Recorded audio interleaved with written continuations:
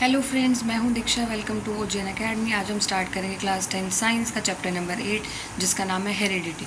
तो इस वीडियो में आपकी कंप्लीट एनसीईआरटी कवर कराई जाएगी। एनसीईआरटी का एक भी टॉपिक आपका नहीं रहेगा। तो बिना टाइम वेस्ट के स्टार्ट करते हैं चैप्टर नंबर 8 जिसका नाम है हेरिडिटी। तो देखिए चैप्टर नंबर 8 जिसका नाम है हेरिडिटी। ठीक है, सबसे पहले हम देखेंगे हेरिडिटी होती क्या है। तो हेरिडिटी होती है कि जेनेटिक इन्फॉर्मेशन का पास होना। ठीक है, एक जनरेशन से दूसरी जनरेशन में जो जेनेटिक इन्फॉर्मेशन है। देखिए जेनेटिक इन्फॉर्मेशन का मतलब जैसे हमारी आँखों का कलर क्या होगा, हमारी हाइट कैसी होगी। ठीक है, तो ये सब जो चीज़ें हैं वो किस में होती है, डीएनए में, जीन्स में। कहते हैं ना, डीएनए में ही जीन्स होता है, क्रोमोसोम्स होते हैं, जीन्स होते हैं। ये हम बात करेंगे आगे जीन्स किसे कहते हैं। क्रोमोसोम तो हम वैसे पढ़ के आए, फिर भी दोबारा मैं बता दूंगी क्रोमोसोम्स क्या होते हैं, जीन्स क्या होते हैं। तो जितनी भी जेनेटिक इन्फॉर्मेशन है वो एक जनरेशन से दूसरी जनरेशन में पास करना, तो ये जो प्रोसेस होती है ये होती है हेरिडिटी। ठीक है, फिर उसके बाद आता है वेरिएशन। वेरिएशन होता है, देखिए वेरिएशन हमने पिछले चैप्टर में भी पढ़ा कि जब डीएनए कॉपी की प्रोसेस हो रही होती है, जब डीएनए कॉपी हो रहा होता है और बाकी सेल ऑर्गेनेल्स भी क्या होते हैं, कॉपी हो रहे होते हैं, तो उस टाइम पे क्या आती हैं, एरर्स आते हैं, वेरिएशंस आते हैं। और वो वेरिएशन क्या होते हैं, यूज़फुल होते हैं स्पीशीज़ को सर्वाइव करने के लिए। तो वो जो वेरिएशन होते हैं वो क्या होते हैं, difference in characters among individual of species. Characters देखिए जैसे क्या है, हम सब हैं जैसे, तो हम सब की 2 आँखें हैं, एक नाक है, सभी के होंठ हैं, 2 हाथ हैं, 2 लेग्स हैं, बट होता कि फिर भी सबकी शक्लें अलग हैं। तो कैरेक्टर्स तो सबके अलग अलग हैं। वेरिएशन है ना कैरेक्टर्स में, वो क्यों आई, क्योंकि जब डीएनए कॉपी हो रहा था तो उस टाइम पे डीएनए में एरर आ गए थे जिसकी वजह से वेरिएशन आई स्पीशीज में, जो सर्वाइव करने के लिए नेसेसरी है। ऐसे तो सब सेम लगेंगे, बट जो डिफरेंस आया ना डीएनए में उसकी वजह से जो कैरेक्टर्स थे, जैसे आँखों का रंग सबका अलग अलग होता है, किसी की ब्राउन होती है, किसी की ब्लू होती हैं। ठीक है, जैसे ईयर लोब होता है, ईयर लोब के जो है वो डिफरेंस होते हैं। मैं दिखाती हूँ डायग्राम में। देखिए जैसे एनसीईआरटी का ये एग्जांपल है, तो ये वेरिएशन है तो दोनों ईयर ही, लेकिन कैरेक्टर्स में वेरिएशन आ गई। ये देखिए अटैच ईयर लोब है, ये फ्री ईयर लोब है।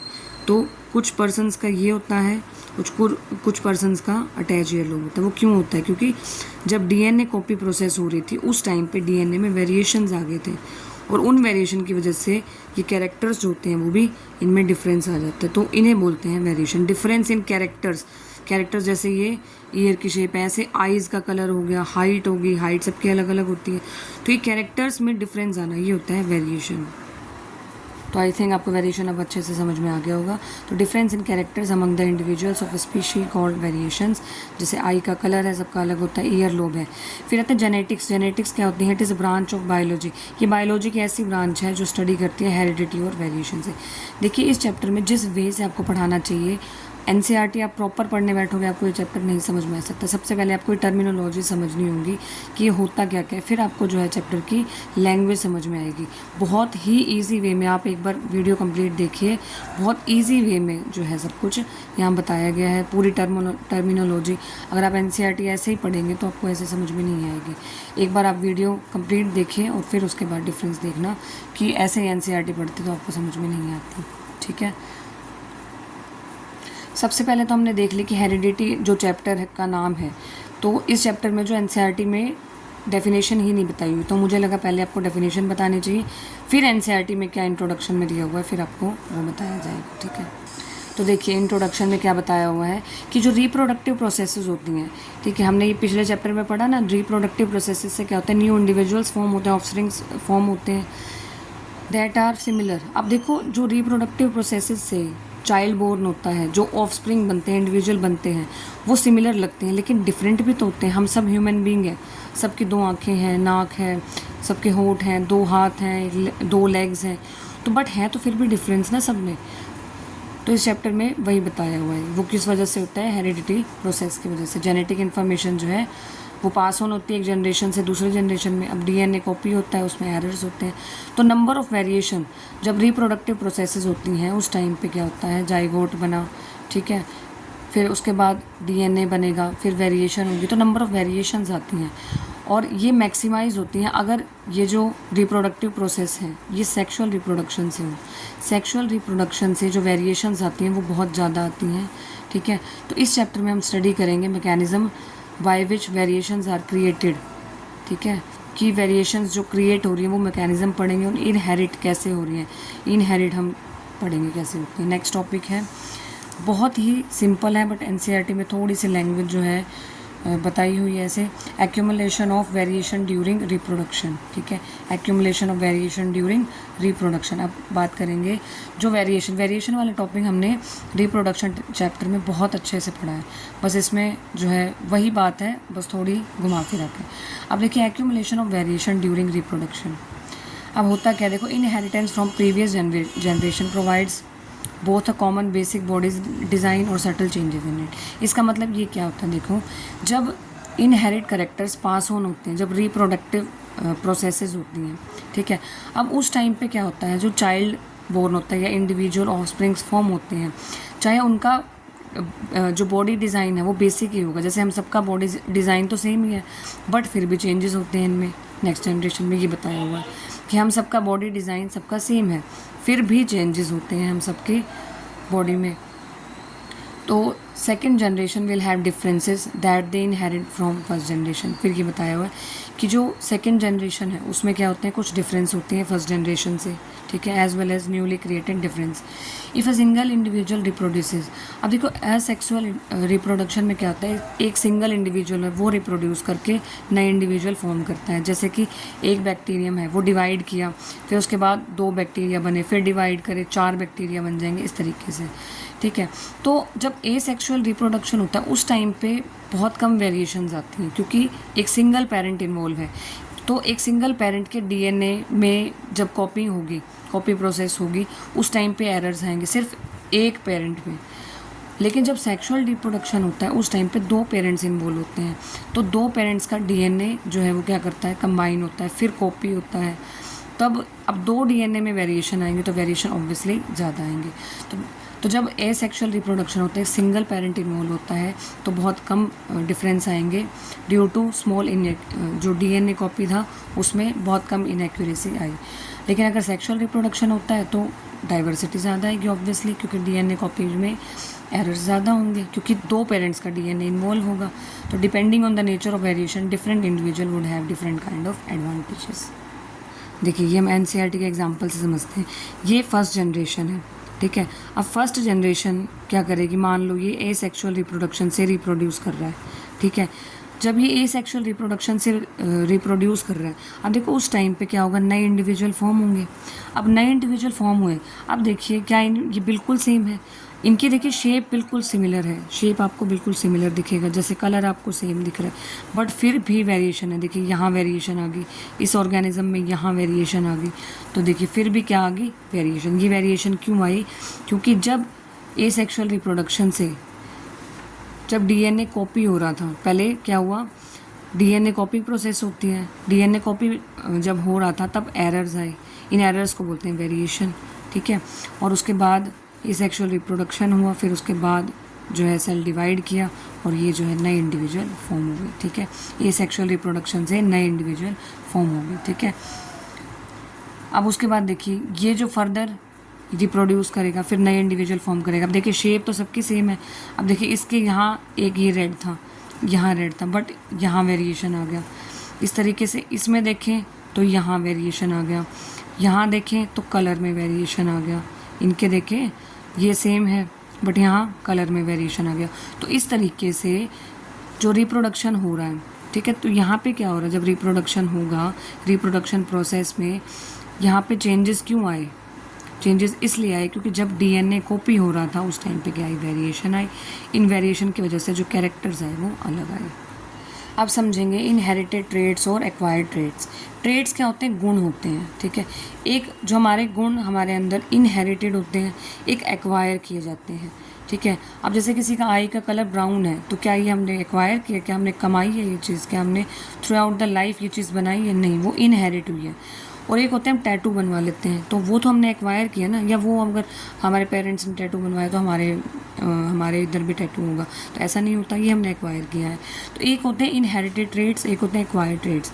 तो ऐसे ट्रेड्स जो इनहेरिट होते हैं पेरेंट्स से ड्यूरिंग रिप्रोडक्शन, जब पेरेंट्स रिप्रोड्यूस करते हैं, फिर जो ट्रेड्स इनहेरिट किए जाते हैं टुवर्ड्स इंडिविजुअल, वो होते हैं इनहेरिटेड ट्रेड्स, ठीक है। और ये जो ट्रेड्स होते हैं, these can be inherited as well as transmit to the next generation, जैसे कि स्किन का कलर है, नोज़ की शेप है, आई कलर है, ब्लड ग्रुप है, ये इनहेरिट किए जाते हैं पेरेंट्स से, ठीक है, टुवर्ड्स ऑफ स्प्रिंग्स। और जो एक्वायर्ड ट्रेड्स होते हैं ये क्या होते हैं, ये आफ्टर बर्थ एक्वायर किए जाते हैं, ठीक है। जैसे ईयर की पियर्सिंग करा ली, नोज़ की करा ली, छिदवाते हैं ना, नोज़ का जो पियर्सिंग कराते हैं, ईयर की कराते हैं। और एक्वायरिंग ऑफ वेट, अब आप वेट गेन कर रहे हैं, थोड़ी है कि आपके पेरेंट्स का अगर इतना वेट है तो बच्चों का भी उतना ही होगा, नहीं। नॉलेज एक्वायर करना, ड्राइविंग स्किल्स, ये क्या होते हैं, these traits are neither inherited not transmitted to the next generation. ये नेक्स्ट जनरेशन को इनहेरिटेड नहीं किए जाते, ये एक्वायर किए जाते हैं थ्रू आउट द लाइफ। उसके बाद आपको समझना होगा, सबसे पहले ये चैप्टर समझने से पहले डीएनए क्या होता है, ठीक है। मेंडल के कंट्रीब्यूशन समझने से पहले हमें डीएनए समझना होगा। डीएनए क्या होता है, डीऑक्सीराइबोज न्यूक्लिक एसिड।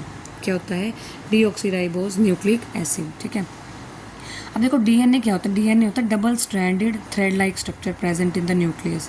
ये हम पढ़ चुके हैं ना, ये डबल स्ट्रैंडेड क्या होता है, थ्रेड लाइक स्ट्रक्चर होता है जो न्यूक्लियस में प्रेजेंट होता है, और इसमें सारी इन्फॉर्मेशन होती है हमारी बॉडी की, ठीक है। It carries all the information about structure and function of organism.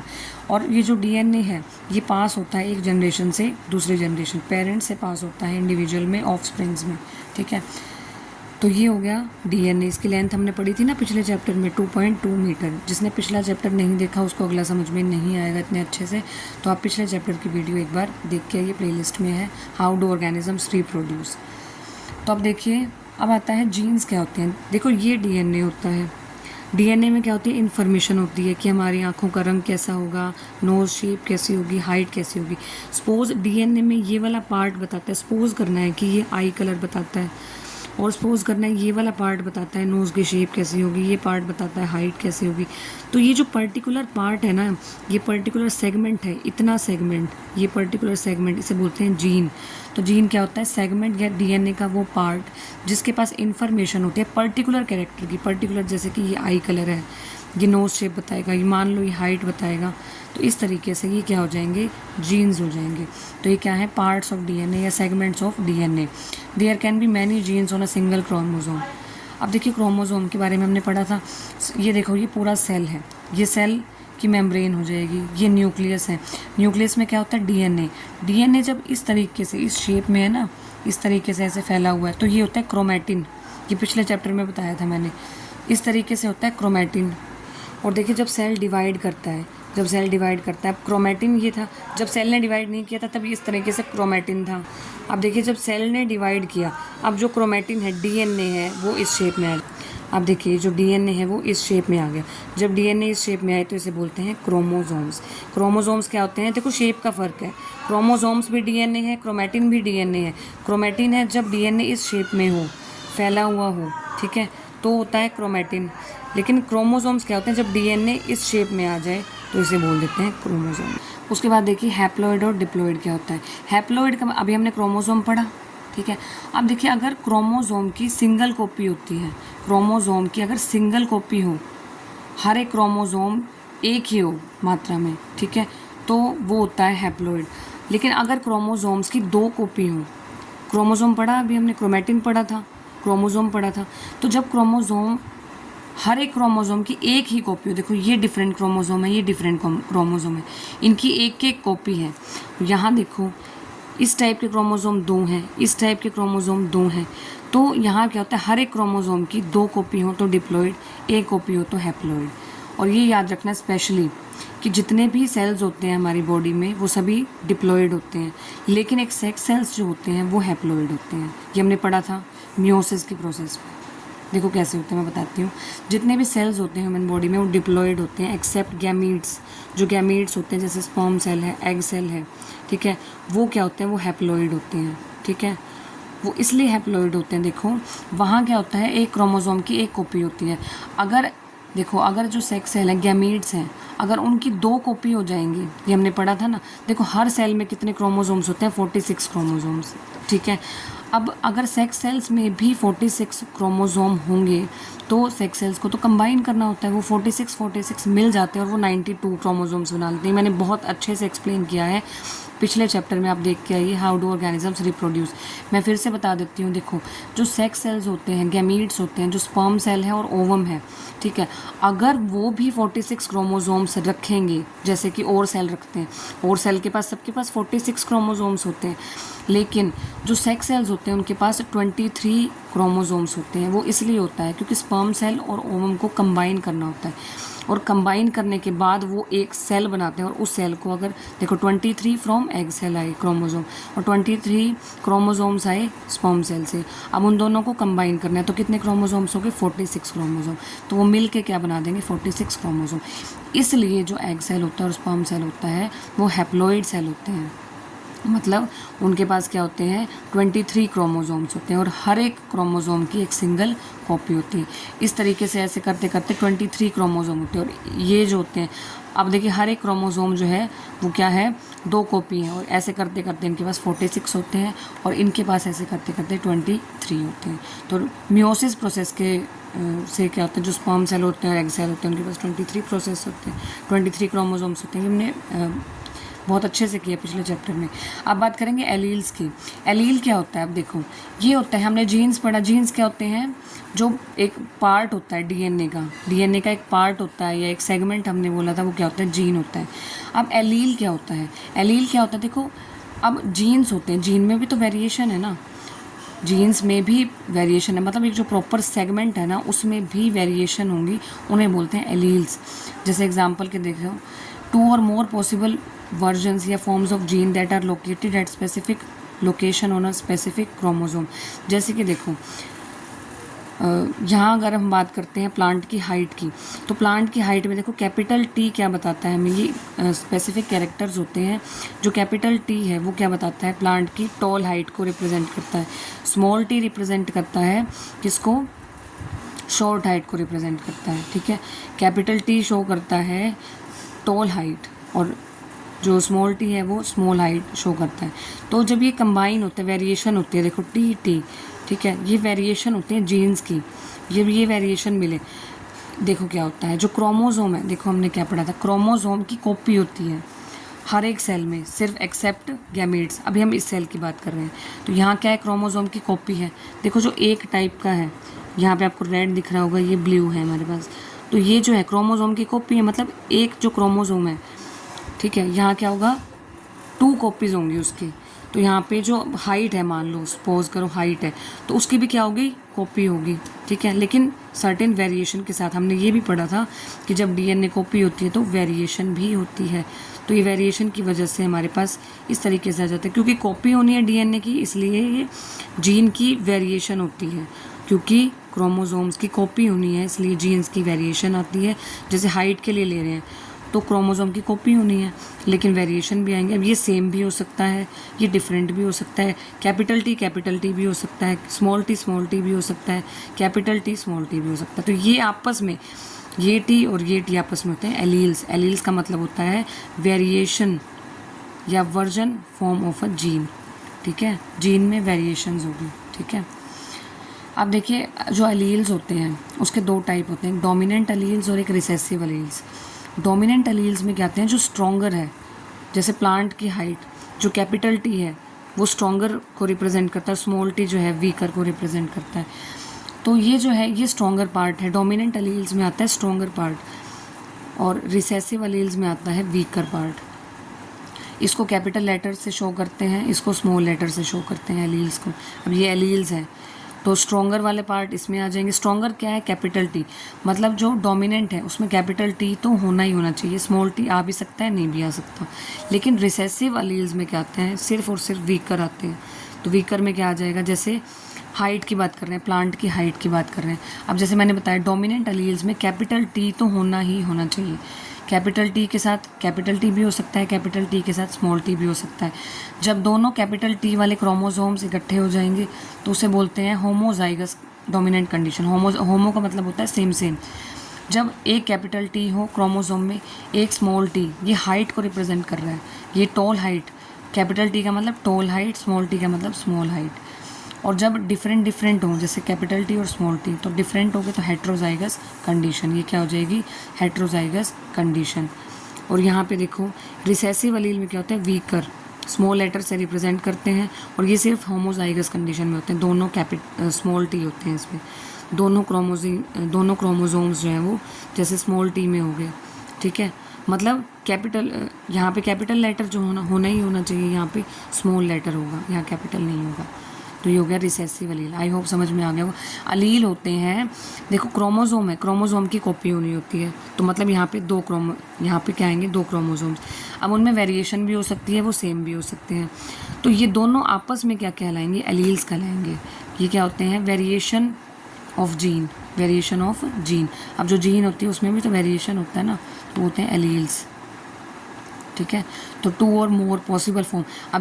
अब देखो जैसे टी और टी, मतलब वेरिएशन तो इनकी बहुत सारी हो सकती है ना, जैसे कैपिटल टी स्मॉल टी हो सकता है, कैपिटल टी हो सकता है, दोनों स्मॉल टी हो सकते हैं।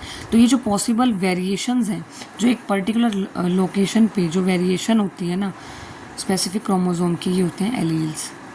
फिर आपको समझना होगा फिनोटाइप और जीनोटाइप। अब फिनोटाइप क्या होता है, देखो ऑर्गेनिज्म की अपीयरेंस कैसी होगी, जैसे जो ऑर्गेनिज्म जैसे प्लांट है वो टॉल है या डॉर्फ है, तो वो उसकी अपीयरेंस होगी, जो अपीयरेंस देखने में और कैसा है ऑर्गेनिज्म, जो फिजिकल ट्रेट्स होते हैं वो होते हैं फिनोटाइप, जैसे राउंड सीड है या रिंकल्ड सीड है। जीनोटाइप होते हैं जो जीन्स का कॉम्बिनेशन है, जैसे टी और टी है, कैपिटल टी है, स्मॉल टी है, कैपिटल टी स्मॉल टी है। तो इस टाइप के जो कॉम्बिनेशन होते हैं वो जीनोटाइप होते हैं। जैसे सेम आगे तो होमोजाइगस डोमिनेंट, ये सेम आगे तो होमोजाइगस, बट हमारे पास स्मॉल टी है तो रिसेसिव किसको शो करता है, स्मॉल वाले को। हेट्रोजाइगस हाइब्रिड, ये क्या होंगे, डिफरेंट, ठीक है। अब बात करते हैं मेंडल एंड हिज कॉन्ट्रीब्यूशन। अब आपको ये समझ में आएगा, एनसीईआरटी में क्या दिया हुआ, सीधा दिया हुआ है ये कि मेंडल एंड इट्स कॉन्ट्रीब्यूशंस। पहले आपको वो टर्मिनोलॉजी समझनी होगी, फिर आपको समझ में आएगा, ठीक है। अब देखिए मेंडल एंड हिज कॉन्ट्रीब्यूशंस। अब बात करेंगे मेंडल एंड हिज कॉन्ट्रीब्यूशंस के बारे में। अब देखिए मेंडल को क्या कहा जाता है, फादर ऑफ जेनेटिक्स हमने पढ़ी ना, बायोलॉजी की वो ब्रांच जो वेरिएशन से, हेरिडिटी से डील करती है, वो थे जेनेटिक्स। अब फादर ऑफ जेनेटिक्स बोला जाता है मेंडल को। मेंडल ने क्या किया, इन्होंने कुछ हाइब्रिडाइजेशन एक्सपेरिमेंट्स परफॉर्म किए। देखिए ये है मेंडल जी, ग्रेगोर जॉन मेंडल, ठीक है। अब जो मेंडल थे ये एजुकेट हुए मोनेस्ट्री से, और ये साइंस पढ़ने के लिए गए कहाँ, यूनिवर्सिटी ऑफ साइंस और मैथमेटिक्स पढ़ने, यूनिवर्सिटी ऑफ वियना, ठीक है। अब ये क्या हुए थे, कुछ एग्जामिनेशन में फ़ेल हो गए थे, टीचिंग एग्जामिनेशन में, ठीक है। और फिर ये जो है इन्होंने क्या किया, सिर्फ ऑब्ज़र्व किया, ये फ़ेल हो गए थे। फिर ये मोनेस्ट्री गए, वहाँ उन्होंने पी प्लांट ज़्यादा थे, तो वहाँ उन्होंने क्या किया, उनको ऑब्ज़र्व किया, देखा कि कैसे ग्रो कर रहे हैं, वहाँ एक्सपेरिमेंट्स किए, ठीक है। तो मेंडल ने क्या किया, अपनी नॉलेज को ब्लेंड किया, ठीक है, साइंस और मैथमेटिक्स की। और ये फर्स्ट ऐसे साइंटिस्ट थे जिन्होंने ये पी प्लांट्स पे इनहेरिटेंस जो है, ये लॉज ऑफ इनहेरिटेंस जो स्टडी किए और बनाए, ठीक है।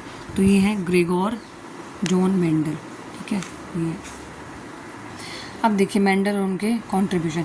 मेंडल ने क्या किया, हाइब्रिडाइजेशन एक्सपेरिमेंट्स परफॉर्म किए, किस पे, पी प्लांट्स पे, मटर के प्लांट्स पे, फ्रॉम 1856 टू 1863 तक इन्होंने किए, और पब्लिश किए रिजल्ट्स 1866 में।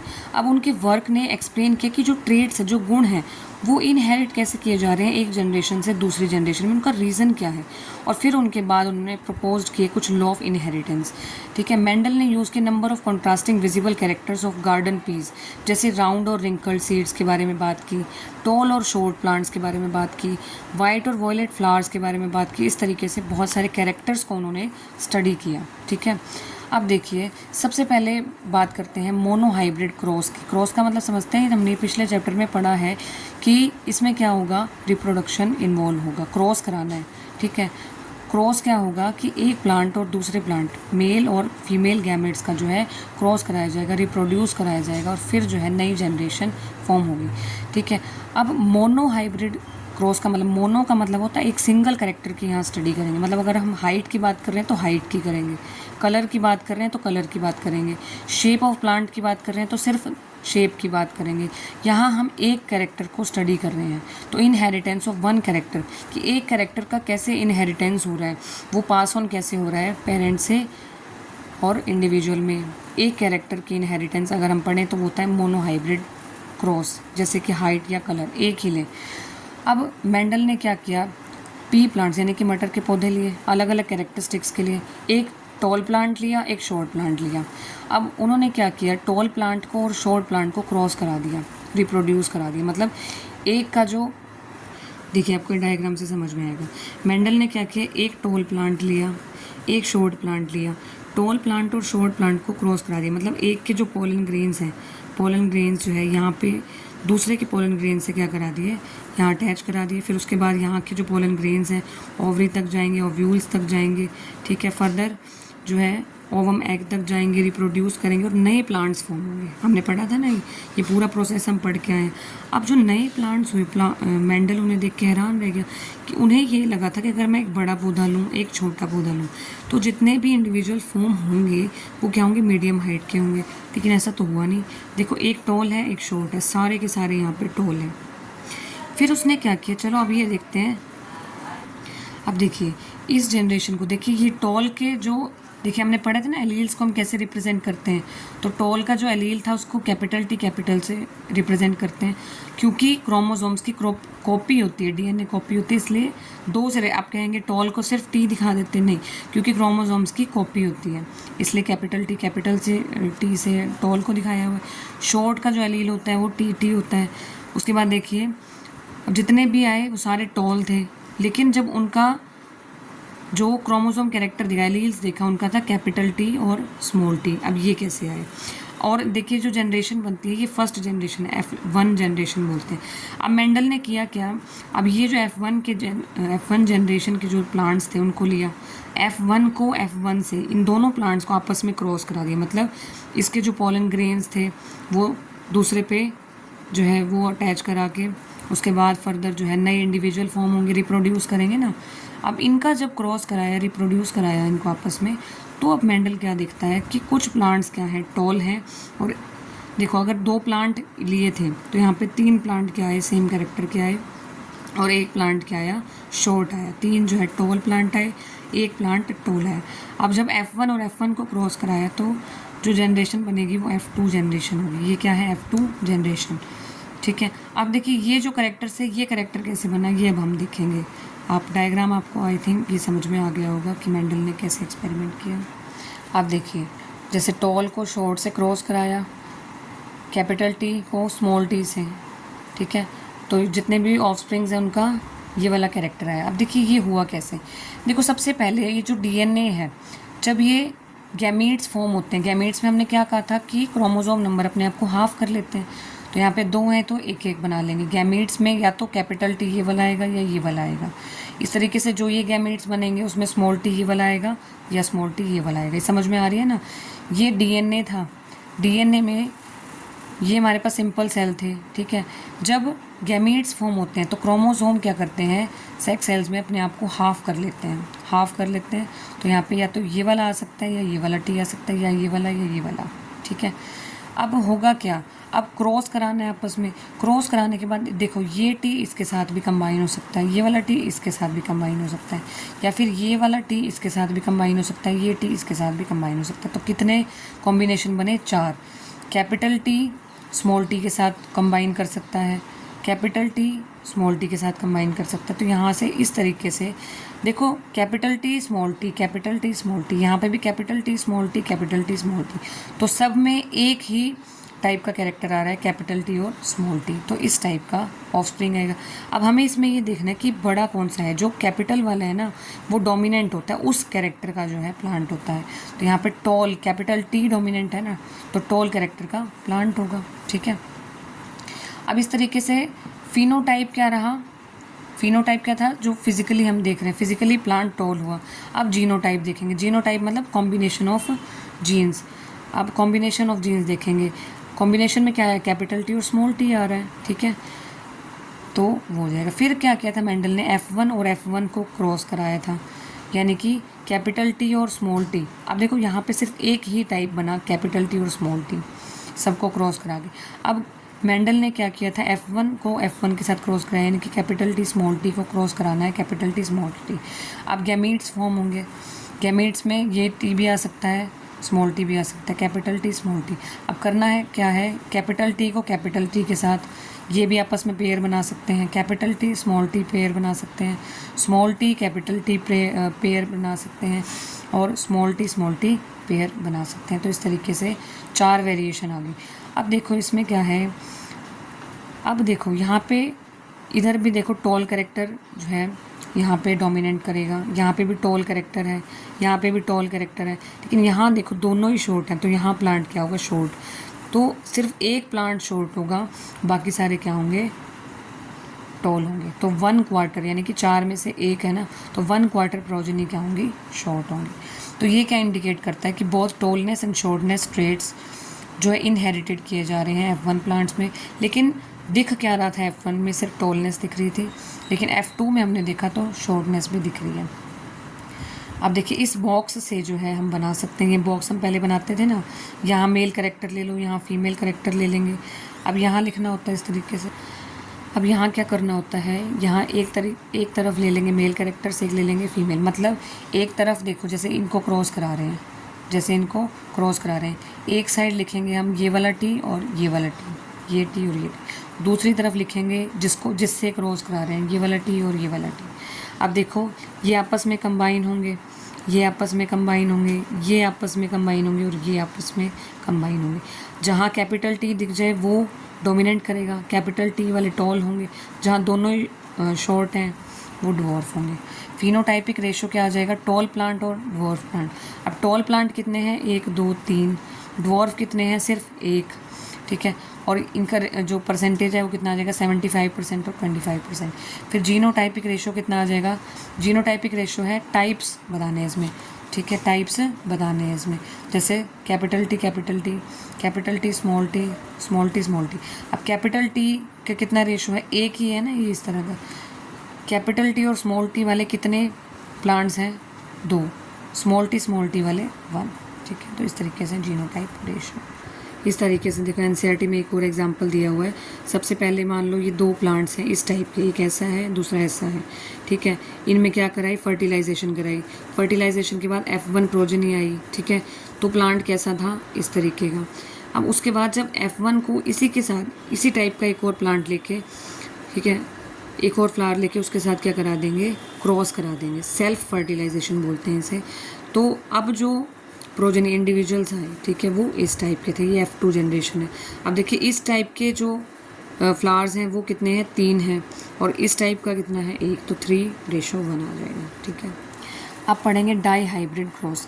देखो मैंने बताया था मोनो हाइब्रिड क्रॉस में क्या था, क्रॉस भी होगा जहाँ हम एक कैरेक्टर की स्टडी करेंगे, सिर्फ जैसे वहाँ हमने हाइट का स्टडी किया या फिर कलर का स्टडी किया, वहाँ हम एक कैरेक्टर का इनहेरिटेंस स्टडी कर रहे थे पेरेंट्स से ऑफस्प्रिंग में।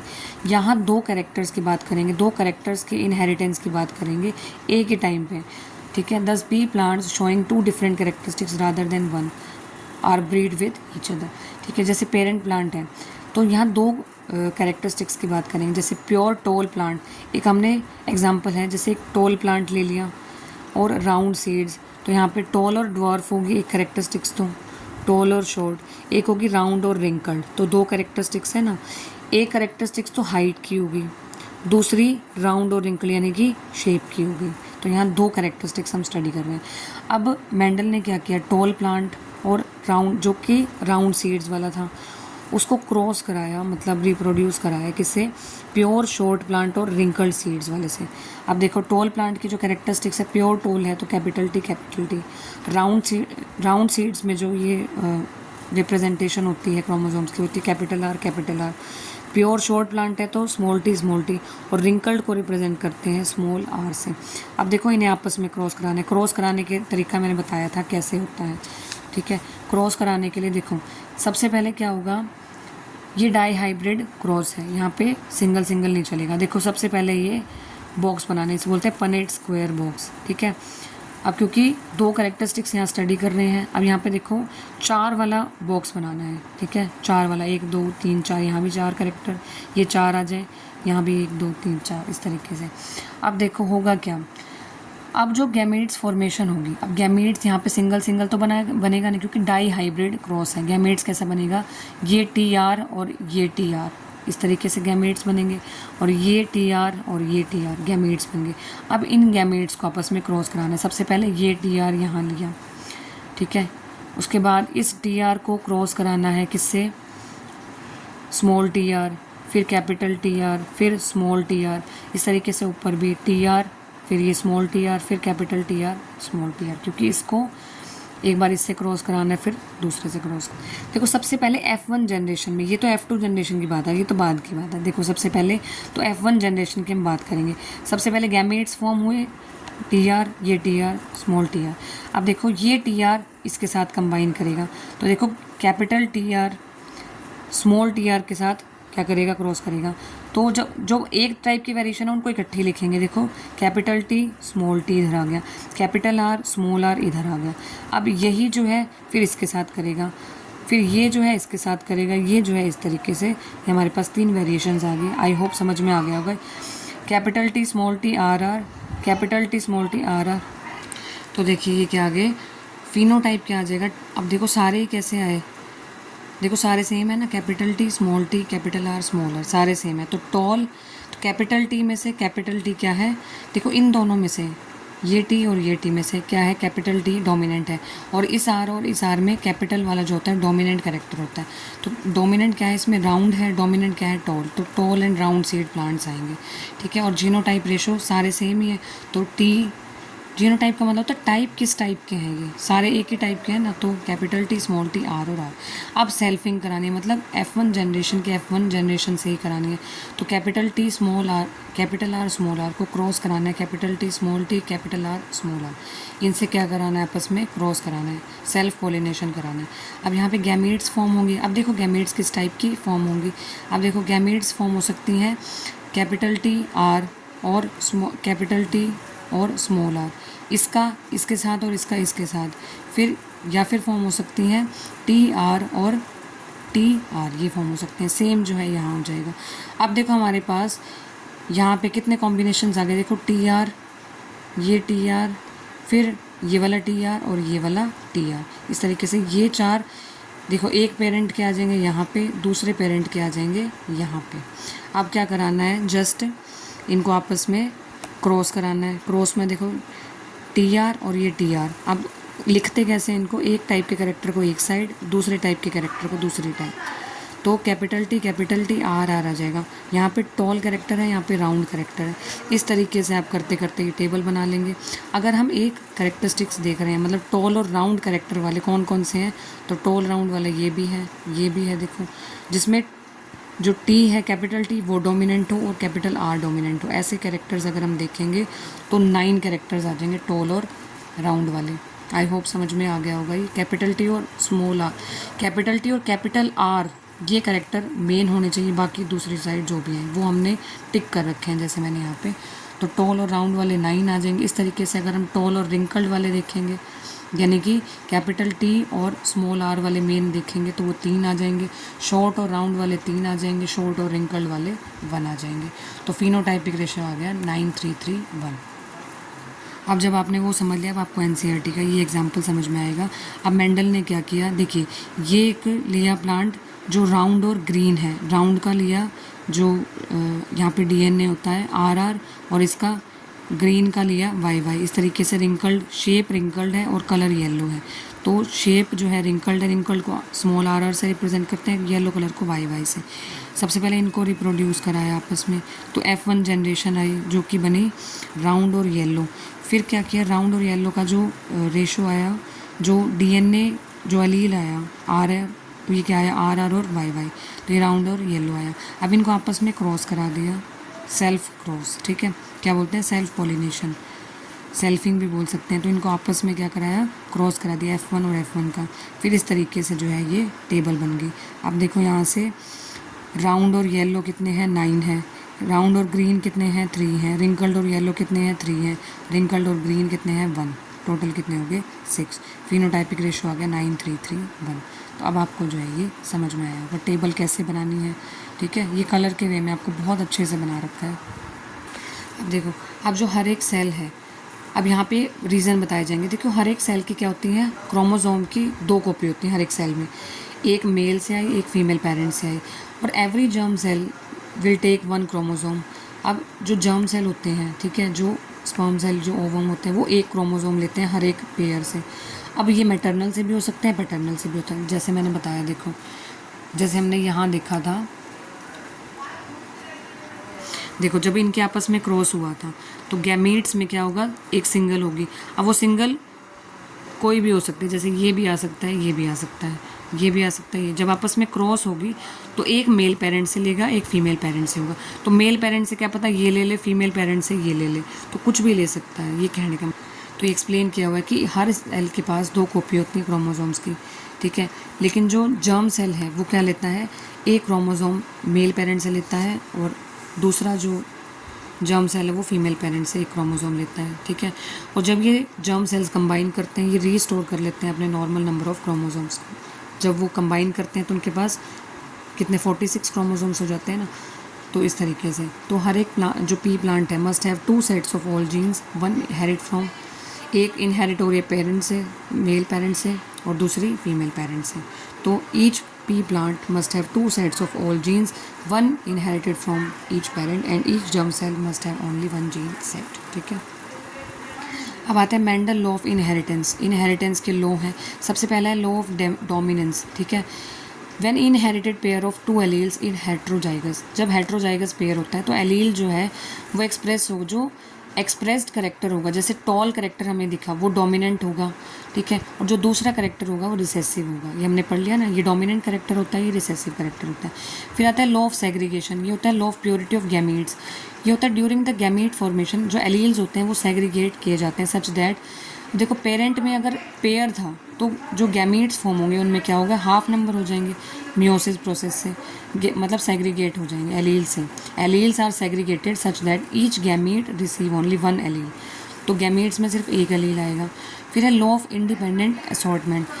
इसमें क्या होता है, alleles of different genes are inherited independently, जो है जो अलग अलग जीन्स के एलील्स होते हैं वो इंडिपेंडेंटली इनहेरिट होते हैं, मतलब इंडिपेंडेंट असॉर्टमेंट होती है, ठीक है। अब देखिए इस चैप्टर का last topic but not the least, last topic है सेक्स डिटर्मिनेशन, ठीक है। किसी भी इंडिविजुअल का जो सेक्स है कि वो मेल होगा या फीमेल होगा वो कैसे डिटरमिन किया जाएगा। अब देखो जो मेल होते हैं, मेल में जो क्रोमोसोम पेयर होता है, हमने पढ़ा ना जो क्रोमोसोम्स होते हैं वो पेयर में होते हैं। मेल्स में जो क्रोमोसोम का पेयर होता है वो XY होता है, फिक्स होता है, और जो फीमेल में जो क्रोमोसोम का पेयर होता है वो XX होता है, ठीक है। अब होगा क्या, देखो जब ये देखो ये क्या है, जैसे गैमीट्स हैं, ठीक है, ये स्पर्म सेल है, ये क्या है, ओवम सेल है। इसमें जो क्रोमोसोम पेयर होता है वो XY नाम से होता है, और इसमें फीमेल्स में होता है XX। अब जब ये जर्म सेल्स क्या करते हैं, आपस में रिप्रोड्यूस करते हैं, ठीक है। अब होता है कि हमने पढ़ा, देखो जब सेल क्या करता है, डिवाइड करता है, उस टाइम पे क्रोमोसोम पेयर मियोसिस प्रोसेस से हाफ करते हैं। जो जर्म सेल्स हैं, जर्म सेल्स क्या करते हैं, अपने क्रोमोसोम्स का नंबर हाफ कर लेते हैं मियोसिस प्रोसेस से। ये बताया मैंने, जो जर्म सेल्स होते हैं वो अपने क्रोमोसोम्स होते हैं, क्रोमोसोम्स नंबर उनको हाफ करना पड़ता है। क्यों करना पड़ता है, क्यों, अगर वो हाफ नहीं करेंगे तो जो जाइगोट बनेगा उसमें 92 क्रोमोसोम्स आएंगे, जो कि पॉसिबल नहीं है। तो अपना क्रोमोसोम्स ये नंबर हाफ करते हैं, ठीक है। तो हाफ करने के लिए देखो ये जर्म सेल्स अपने आप को क्या करेगा, हाफ करने के लिए ये X भी बना सकता है, ये Y भी बना सकता है। और इस तरीके से फीमेल में जो जर्म सेल्स हैं वो अपने आप को सिर्फ X ही टाइप का बनाएंगे, उनके पास तो सिर्फ एक ही टाइप है, तो ये तो X ही टाइप का जो है जर्म सेल प्रोड्यूस करेंगे। लेकिन ये जो जर्म सेल प्रोड्यूस करेंगे, जो गैमीट फॉर्म करेंगे, वो X भी हो सकता है, Y भी हो सकता है। अब होता है फ्यूज़न, अब फ्यूज़न होगा। अब फ्यूज़न में देखो इसकी तरफ से तो सिर्फ X आ रहा है, यहाँ से X भी हो सकता है, Y भी हो सकता है। तो कॉम्बिनेशन कितने बनेंगे, X का X के साथ बन सकता है और X का Y के साथ बन सकता है, तो 2 ही कॉम्बिनेशन बनेंगे। और जब भी X का X के साथ कॉम्बिनेशन बनता है, दोनों X हो तो क्या बनता है, दोनों X हो तो फीमेल बनता है, और एक X हो एक Y हो, एक X एक Y किस में होता था, मेल में। तो इस तरीके से तो क्या होगा, मेल। तो इस तरीके से जो सेक्स है डिटरमिन किया जाता है। ये देखिए ये नोट्स में दिखा रखा है, जैसे डिफरेंट स्पीसीज़ जो हैं अलग अलग स्ट्रैटेजीज यूज़ करती हैं, ठीक है, सेक्स डिटर्मिनेशन के लिए। कुछ एनिमल्स जैसे कि रेप्टाइल्स हैं उनमें टेम्परेचर डिसाइड करता है कि जो इंडिविजुअल है वो मेल होगा या फीमेल होगा, ठीक है, जिस पे जो एग्स फर्टिलाइज किया जा रहा है, ठीक है, वो डिटरमिन करेगा। मतलब टेम्परेचर की हेल्प से बता सकते हैं कि सेक्स क्या होगा उनका। और कुछ एनिमल्स में जैसे कि स्नेल्स होते हैं, वहाँ इंडिविजुअल्स अपना सेक्स ही चेंज कर लेते हैं। मतलब मान लो पहले फीमेल थे तो जब वो ग्रो कर जाएंगे तो सारे मेल बन जाएंगे, या फिर पहले जो मेल थे वो जब ग्रो कर जाएंगे तो सारे फीमेल बन जाएंगे, ठीक है, इस तरीके से। हाउएवर इन ह्यूमन बींग्स, लेकिन ह्यूमन बींग्स में जो है वो जेनेटिकली डिटरमाइन किया जाता है, जीन्स जो है इनहेरिट किए जाते हैं पेरेंट्स से कि वो बॉयज़ होंगे या गर्ल्स होंगे, वो पहले ही प्री डिसाइड होता है डीएनए में। अब देखो, but we have assume that similar gene sets are inherit from parents. अब जितने भी ह्यूमन क्रोमोसोम्स हैं वो पेयर, देखो सारे क्रोमोसोम्स जो है पेयर्ड होते हैं, लेकिन सिर्फ ऑल नहीं होते। मतलब एक जो जर्म सेल्स होते हैं वो पेयर नहीं होते, क्योंकि उन्हें हाफ करना पड़ता है मियोसिस प्रोसेस से अपना नंबर। तो 22 जो हैं वो पेयर होते हैं, लेकिन जो जर्म सेल्स होते हैं ना वो पेयर्ड नहीं होते, ठीक है। तो सेक्स क्रोमोसोम्स बोलते हैं। गर्ल्स में XX होता है और बॉयज़ में होता है XY, वो मैंने आपको बता ही दिया। गैमीट्स, अब जो जर्म सेल्स हैं वो अपना नंबर हाफ करते हैं, उसके बाद वो फ्यूज़ करते हैं, फिर उसके बाद जो फर्दर गर्ल्स या बॉयज़ फॉर्म होंगे, गर्ल्स में होगा XX क्रोमोसोम और बॉयज़ में होगा XY क्रोमोसोम। आई होप आपको ये चैप्टर अच्छा लगा होगा। अच्छा लगा तो लाइक शेयर कमेंट ज़रूर करें। मिलते हैं नेक्स्ट वीडियो में नेक्स्ट चैप्टर के साथ, तब तक के लिए बाय बाय।